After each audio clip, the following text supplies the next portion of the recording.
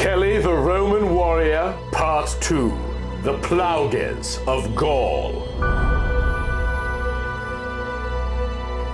Chapter 20. Final Battle, Part 1. Kells got in her wings and flew into air. Swaron took his mace in both hands and did mighty strike at her. But Tutankhamun fires his snag tornado at Sauron, and it hitting him into face and blinds him. Aragaga! Rayored Sauron, and then he got his Gaunelt and did a fire shoot at Tutankhamun. It was conjured of all the fires for Mount Doom. And it was terribly hot and burny and stuff, and Athena Kells tries to block with her Athnena powers, but Tuten was hit, and the evil fire melts him in a single blast. Ha ha!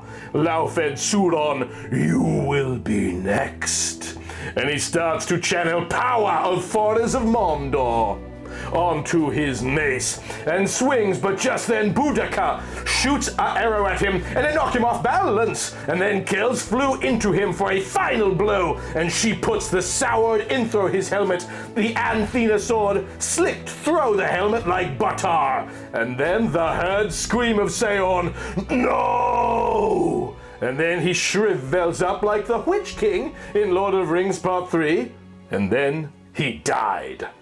Unless minion, shouted Nurgle, old Caesar, help me kill this rabble.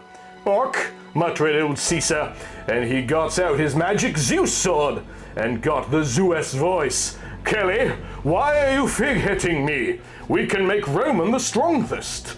And he flew at Boudica and did a mighty sword lash. No, yellowed Kells, leave her alone. And she meted him in the air. The swords smash against each other. But then he fire a lightning blot at Boudica. Get out of the way, Kells. I don't want to hurt you as well. Never! You will not harm her! And she intercepted the blot and was hit, and then Kells was wounded, and Boudica starts to cry, and she took her spare of all Celtic gods and jumops into the air.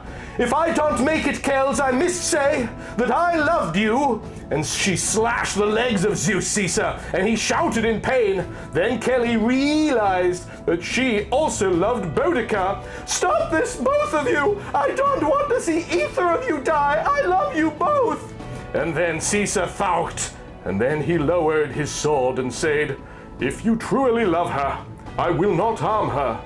Meanwhile, Elkis was battling Plauge god Nurgle. Nurgle shooted some plague at him, but Elkis ran away, and then Nurgle conjured a bit orb fill of the baddest Paglu ever known, and threw it at Elkis. Oh no ye, I will be ye hit, Mentor Elkis. But then he did a carge throw orb, and some of the plague spill on him, but he naked it to belly of Nurge and did a horn slice, and it did a big wound onto his body, and some Pulgu blood spill out.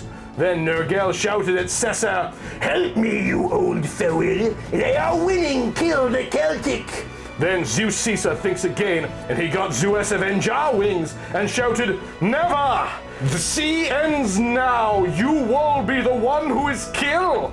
And then Elis and Zeus Caesar and Athena Kells and Boudica all went to fight the Nurgle.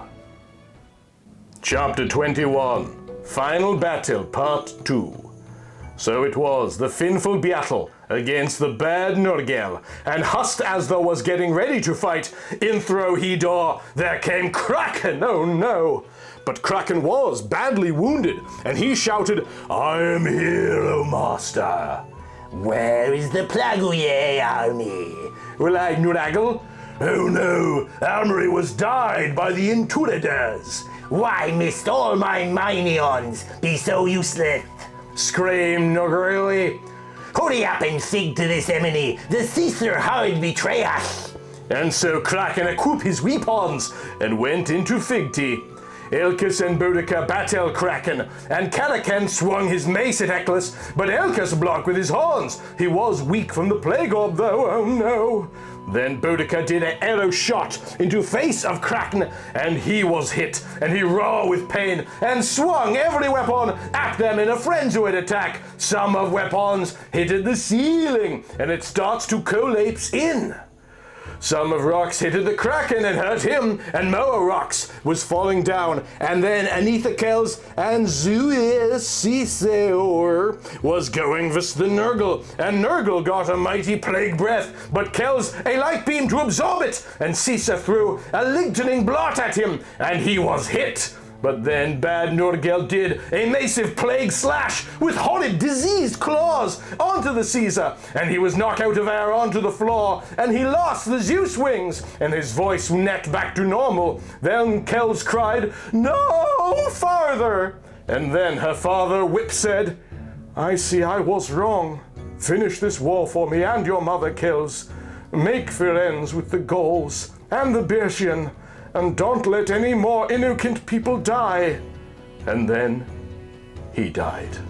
"No!" screams Kells, and she got bigger Avenger wings than she had ever had before, and Nurgle laughed, "Finfully, a real challenge." And so the battle versus Nurgle. Chapter 22, The Return.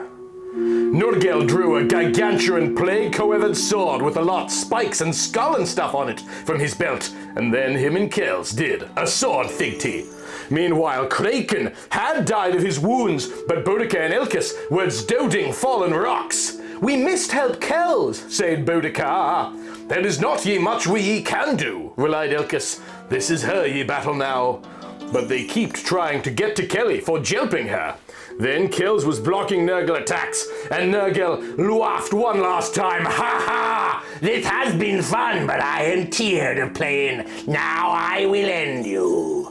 And he starts to do a spell, and behind him all of the walls burst, and 1,000,000 gallon of foul plague juice starts to spill onto the room. It was full of blood and poison and toxics and other stuff. "I will drown you in plague. It is the most power ever created," he shouted, and Kells swapped down to grab Boudica and Ilkes before they was hitted. And then she said, "We will end this together."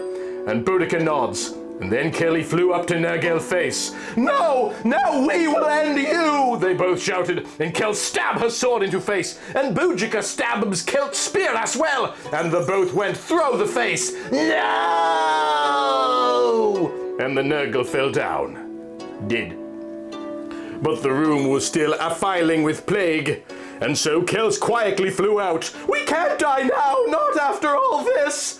And the plague was chasing them fastly, but just at last moment they got it out, and behind them the saw Skull Fortress exploded into a mass of Plauges and stuff, and they had escaped by a single second. Then Kells flew back to Gaul with Boudica and Ilkes, who were the only survivor of Battel, and they meted up with Chief, who was rebuilding Gaulish village. "We have killed the bad Nurgle and stopped Plauge forever," said Kells. "Thank you. But where is Asterix and Obelix?" "They died." "Ugh. We will have a massive feast for their memory." And so Kells and Boudica and Elja stay for feast, and they eat wild boar pizza and barbecue chicken and spicy noodles. "We must also make an alliance," mentioned Kells, "so Gauls and Roman will never battle each other again." Ugh. And so they go back to Roman. In Roman, Kells had a funeral for those who had died, and built a statue of all but the Caesar and Drusilla, and Tutankhamun got their own statue, all Autis Day, the Caesar Palace. And then Kells and Boudica got married, and deist to make Britain and Roman a new joined-up land. And all of the peoples came to their wedding, and everyone was cheering as they kiss, and made there be peace across the lands forevermore. And there was no more Evely for them to battle, at least for now. The end. That's right, suckers. This was a Pride Month series the whole time. If you've watched this far, the woke mind virus is now inside your veins. You are woke now. Thank you to everyone who made this exhibit possible, particularly Andre D., Break System BSE, Michael Fattori, Zachary Snowden-Smith, and Zanazira. This series was a lot of fun, but this summer's adventures do not have to end here. Soon we'll be solving a gorilla-based mystery and checking back in with our old friend Josh Hutcherson. But in the meantime, thank you for joining us on this epic quest. And as Pride Month comes to a close, I want to say more than ever, thank you for doing something no one else is capable of doing. Thank you for being you.